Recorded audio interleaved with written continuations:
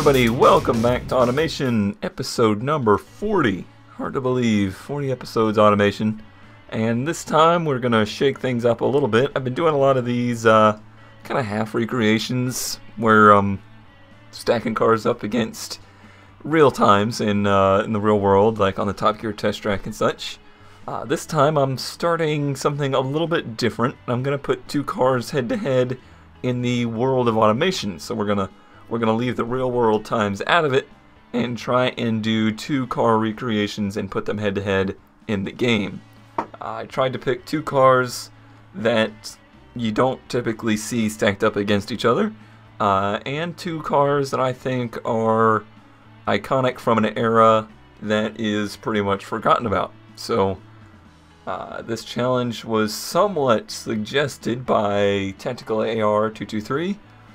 So he suggested, how about you build an old 90s Skyline GTR and put it up against the new Camaro Z28. That's a great idea, but we kind of have some limitations in the game right now that we can't really build the new Z28. It has some features that that wouldn't really relate to the game as it stands right now. And not only that, but it's in a whole different league than the early GTRs were. So what I've done is taken something from that same era that was of the same kind of low production American supercar status, the 1995 ZR1. If you remember back when I was doing the American Engine Recreation series, I talked about that car quite a lot. I did the LT5 engine recreation, which is a lot of fun because that engine was so cool for early 90s American design anyway. The GTR, the Skyline GTR, I have not done anything with because we also have a limitation in that, and that we don't have twin turbos. We're going to kind of work around that for today and build a single turbo RB26. So I'm excited to do that. I have not done anything with that platform for that reason, that I just don't have all of the options necessary. But I think we can get close enough to the stats, the very vague stats that are out for that car, to at least make an entertaining little challenge. So let's go ahead and start off with the ZR1. I've already created platforms. I will revise it so you can take a look at what I've done. See, it is a monocoque with corrosion steel material chassis, the unibody, front longitudinal, of course. The front suspension and rear suspension are both double wishbone. One of the really awesome things about the ZR1 is that it had, to some degree, active suspension, active dampers. Unfortunately, that's another thing we can't choose yet. But there's something on the GTR we can't choose yet either, so it'll all balance out. This is all for fun, not for pure science, so no real harm in not having everything perfect. This is just kind of scratching the surface of what we will be doing in the future once we have more available in the game. I'm just incredibly impatient and like to mess around with this stuff. I've got the biggest fenders on this standard coupe chassis we keep reusing. Clearly we need some more coupe chassis, guys, because I keep having to use this one over and over. And let's see, 275, 335, that should be perfect, actually, I believe. Let me look at my notes. A lot of notes for this time. I've been doing quite a bit of research. Yes, that is perfect. So I did kind of a vague body, very, very vague. It's nothing like the C4 looks like, but it's got no headlights, so that counts. But that's all we need to really see there. I've already done the R32 as well. We will look at that in a minute. But let's go ahead and start for the new model for the ZR1. And it is longitudinal rear-wheel drive. We'll have to create the engine. Like I said, I lost all my engines, so let's start from scratch. I'll try and be as quick as I can because we've already built this one. It is an aluminum blocked V8, 99 by 93. Nope. Nope. I swear these sliders, they're going to be the death of me. Alright, 99 by 93. And oh man, there's one thing I didn't really look at. I think it's a forged steel crank, if I remember correctly. If we ended up not needing it, it's not really hurting anything, not going to affect the test at all. But I know it has forged H-beam connecting rods and Lumicast pistons, which I'm going to take as hypertectic cast pistons, to be honest. If we need the forged, we'll go back and change that. We have a 7,200 RPM limit, so it's a possibility we need the forged pistons. Top end, it is dual vert cam. That was a really awesome part of the engine. I seem to be using that word a lot, but it's an awesome car, so I'm going to keep using it. Aluminum head. Compression ratio is 11:1. See, I'm trying to be quick. Cam profile, mess with that later. No VVT, no VVL. Style. Doesn't really matter, we can't see it, but it does matter because I'm weird. And we'll go with black. Aspiration, naturally aspirated fuel system, injection, and it's multi-point EFI. It does have just a single intake though. Also it has performance intake, running on super unleaded. Turn it up to about 13. We'll leave the timing where it is for now. 7,200 is the RPM limit, which isn't too crazy, but pretty high for a 350 cubic inch V8. Exhaust, it has a tubular style setup. Dual exhaust, we need to make, oh shoot, I brought up the wrong stats. Oh, and I need to bring the year down to 95. Let me look up the horsepower stats real quick. I wrote down the 91 instead of the 95. Okay, yep, so is 405 horsepower is our goal, so we need to have, yeah, 219 each pipe should be fine. Let's see, three-way cat, and we'll do a straight through muffler, and that is it. We'll keep it nice and loud. Alright, so like I said, we're trying to make 405 horsepower at 5,800 RPM, 385 foot-pounds of torque at 5,200 RPM. Chart looks okay. I think, if I remember correctly, we actually overshoot this value, or I did in the last test. Torque's a little high, 404. 393 horsepower is actually a little short. It looks like we could use some cam profile, though. It's dropping off well before redline.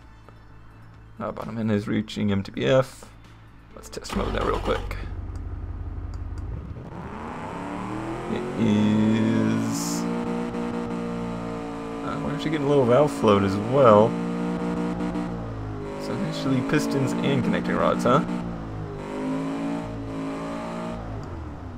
Okay, I think I had this problem last time, so I'm going to back the limit down to 7,000. Oh, I actually undershot it before, 7,200. With the year of 1995, and this is such a crazy high-tech engine for the era, we're going to put the quality way up. Let's test it again, see if it's any better. Yep, now we're staying. The valves are starting to float a little bit, so let's go to the top end and do the same. Yeah, just started up full throttle. What could go wrong? Yep, now everybody's happy. Alright, now wanted to increase the cam profile, probably up to a 60. Test mode. Let's see what we do. This might take away some of that torque, which would actually help us. We'll see.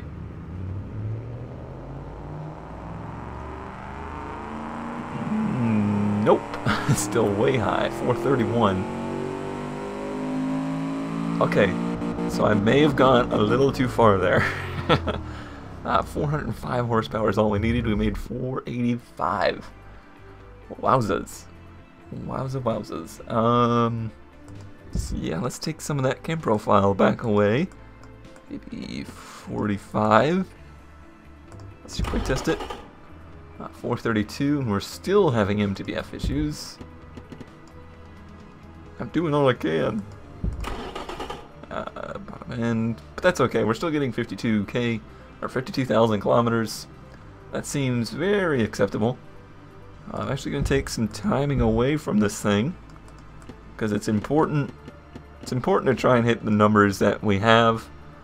Otherwise, this car is going to be a little bit overpowered compared to the GTR. Alright, 25. The GTR has its own special attributes, but the raw power of the ZR1 could definitely be a little bit too much for it to handle. 385. Gonna keep going. 399 went too far.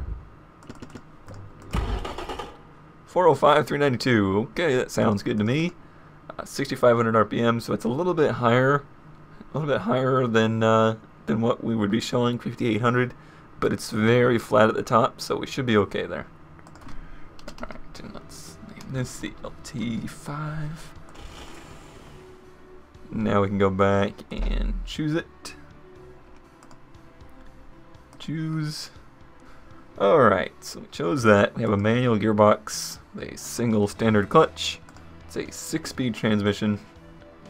And let's go with pretty long spacing. This car had a top speed of 180 miles per hour, 181, 182, close enough. Differentials still don't have diffs to choose, so there's some cooling. 510 required cooling. Okay, good, we're good there. So we still don't have differentials to choose, limited slips. Wheels, as I mentioned, well, we're gonna go with the sports compound for now, and let's see. Where did I put it in my notes? It was 275 40 17 fronts, so I need to go to 17s and a 275 and then a 315 in the back. No, 315.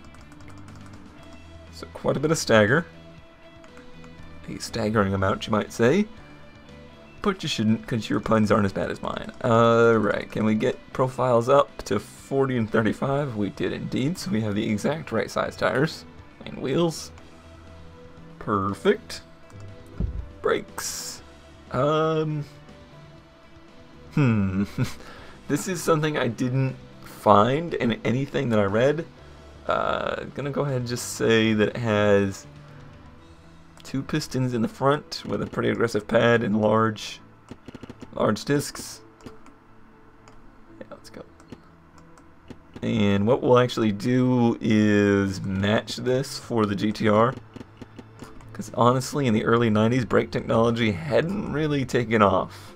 It's not like today where you get a Z06 Corvette today, and it's got just massive 4-piston calipers on rotors that are the size of wheels on 90s cars. So brake technology has definitely taken off now. We're gonna go for a semi-clad under tray. That is usually the case with these cars. I would almost say fully clad, but I don't think that would be the case. But they definitely do some amount of cladding on the C4. Let's take that down, give it a little bit of brake airflow.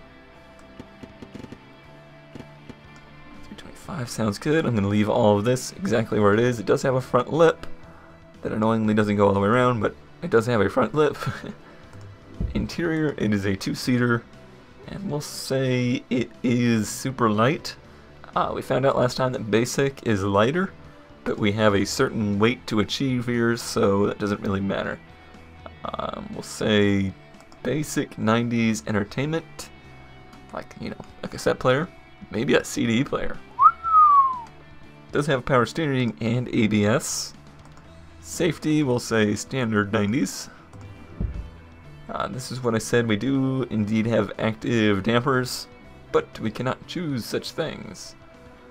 I'm going to kind of copy the values that I mentioned before that I saw for a sports setup.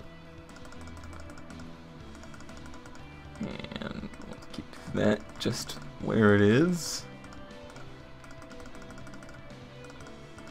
And I will probably do the same thing for the GTR and just basically mimic these values.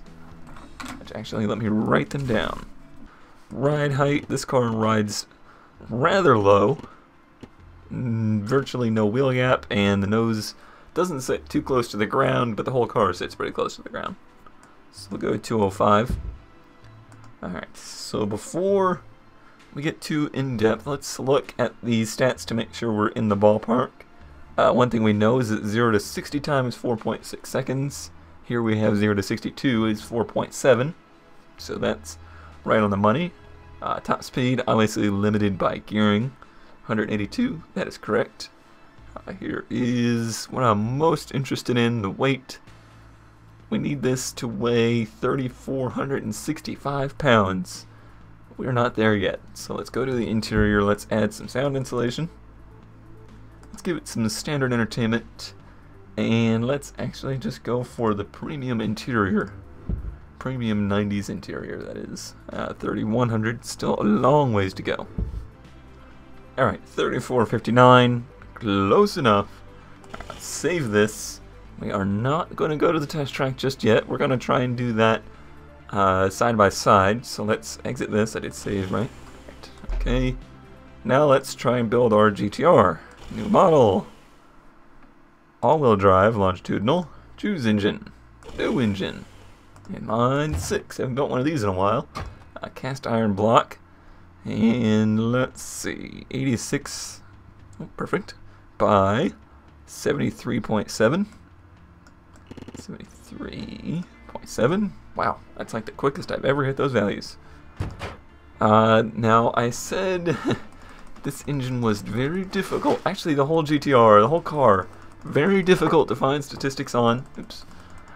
A lot of this stuff is probably written in Japanese and is available through Japanese sources, but the early GTRs are still kind of shrouded in mystery to us Americans because we didn't get them. So there's not these resources that I have for, say, the ZR1 to try to find information on this car. So a lot of these things are my best guesstimations.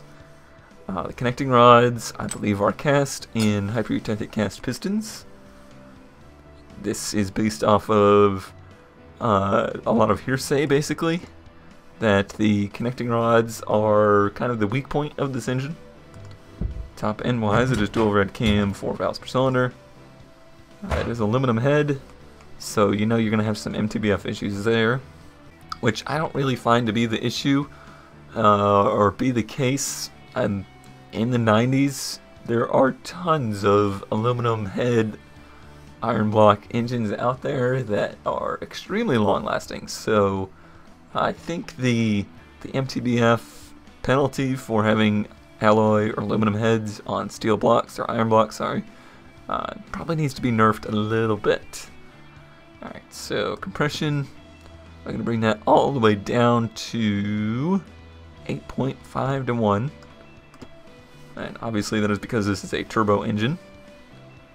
No VVT or VVL at this point. That comes later on. I believe in the R33 you'll start to see the VVL. And the VVT kind of start to play a role in the RB engines, but not at this point. Alright, top end, we will give it a 90s-ish looking valve cover. There we go. I'll go black once again. Let's give it some cam profile just to start off with. Turbocharger, this is the part that makes me nervous. I will be straight up and honest with you. Turbos are one of the things I know the least about, so I'm probably going to use some presets here. We'll go with a large air-to-air intercooler on a performance setup. I know that it is limited to 10 psi. Unfortunately, we can't do the twin turbo setup, which would help it spool much earlier, and you'd probably hit 10 psi and just stay there throughout the RPM. But we will make do with what we have. Fuel system injection, multi-point, single, performance. We'll say running on super unleaded. Go up to that 13, seems to be a great starting point. Let's see, RPM limit 7,500 is pretty much what I've read the most, is where Redline starts and what this engine's true RPM limit should be. I think it's actually ECU limited at 8,000, but it's extremely unhealthy to do so. exhaust, virtually no options. Need about 2 3/4 should cover it. Do a 3-way cat on the same straight through, no muffler setup. Or straight through muffler and a no secondary. Alright, so this is where it gets weird. Japanese engines in this era were limited in their horsepower ratings. They basically couldn't make more than 278, 280 horsepower, period. What this engine actually made is probably somewhat north of that. So if it makes a little bit above the 280 horsepower mark, we're going to say it's okay. If it makes way above that, we won't say that's okay. Did it just backfire when it started there? That was strange.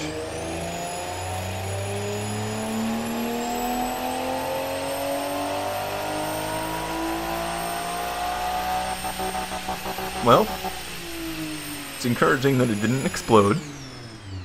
Very strange torque curve and kind of a weird peaky power curve.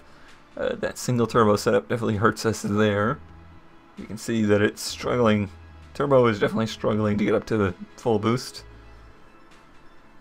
We have tons of fuel octane left to use. We're looking for 280 horsepower at 6,800 and 260 foot-pounds at 4,400. Now, luckily, because of the short-stroke nature of this engine, we're not really having any bottom-end issues, so that's cool. Let's see. We can actually advance the timing way up. We'll do the opposite of what we did with the LT5. Quick test it here, 268. Because we have plenty of fuel octane to use. 266. We're not actually getting much power increase there.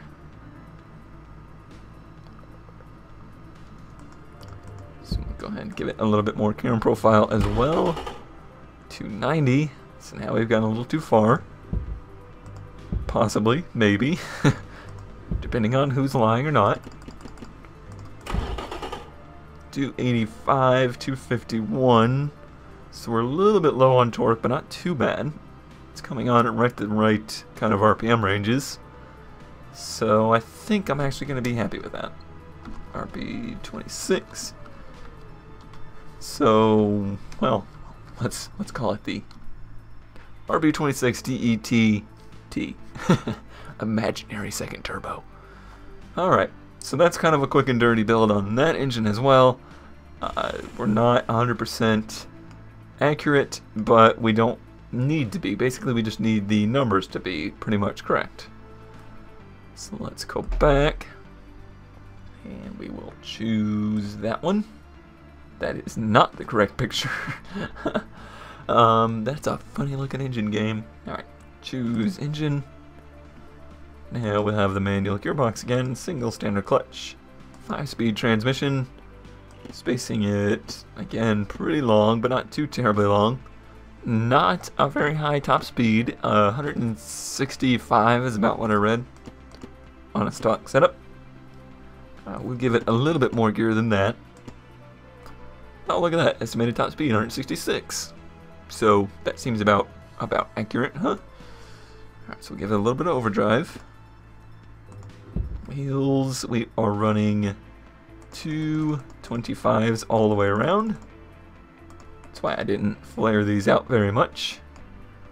Full disclosure, I am building the GTR V-Spec. I don't know why I didn't mention that earlier, but this is the V-Spec model, so it has the 225 tires on there. 225 45 17s. I don't know if we're going to get the 45s. Probably not. Oh yeah, we did. Cool. And that's on sports compound. And the brakes, as I mentioned, will do pretty much the same kind of setup. Maybe even a little bit smaller. Knowing these cars as well as I do, knowing Nissans of this era, their brake systems were pretty weak. There we go. Do something like that. I'm just kind of going off of visual, really. That looks alright. And aerodynamics, semi-clad again. We'll bring the cooling down just to what we need. A little bit of brake airflow. Aero the same. This is a 4-seated car. There is back seats in these. And we'll go, this is going to be a pretty heavy car. The all-wheel drive will take care of a lot of that. But we'll go with, again, the premium interior. Actually, no, I want handcrafted on the Corvette, but that's probably true. We'll give it a good bit of sound insulation to start with.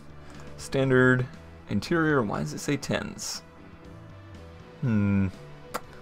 Something tells me I may have messed something up here. This should say 90s. Let me go back and check. Okay, now we have 90s. I did indeed. You have to make sure that when you're doing the platform design, you set the year up there. I've done that now, so we have standard 90s to choose from, power steering, and ABS. A very highly touted ABS system on these. So we'll go with the premium 90s safety. Actually, let's go with advanced. I think we're probably going to need that to get the weight up. I'm going to use similar suspension settings. I wrote those down. In reality, this car is probably a little bit softer sprung than is the Corvette. I think these are a little bit more daily driver friendly. So we'll actually go softer all around. Kind of got a lot of their performance off that all-wheel drive system, which unfortunately won't be able to pull to its full effect because we don't have any limited slip depths to choose from, but neither did the Corvette. Ride height, we won't go as low. We set pretty high. Again, kind of daily driver setup. Alright, testing. Everything looks good. Actually, our 0 to 60 is a little long. I'm showing, well, 0 to 62. I showed about 5 seconds. So that's actually perfect when you think about it, because you got that extra 2 miles an hour. It could definitely shave a few thousandths off of that, and that's close enough. And I didn't look at the 0 to 60 after we added the weight to the Corvette, so I'll have to look at that too. Weight-wise, we need a little bit more weight, not too much. We'll just bump quality up, select 3 all around, 3310, we need 3306. That sounds about right. So yes, that did have an impact on the 0 to 60, so I need to look at the Corvettes too. So we'll save that one. Now let's go back to the ZR1. Alrighty, so here we go. 1995 Chevrolet ZR1 versus 1994 Nissan Skyline GTR V-Spec 1 at the Airfield Test Track. Who's your money on? Put your guess in the comments below, and if you're right, you'll get free internet points. That's right, free internet points. Let's go.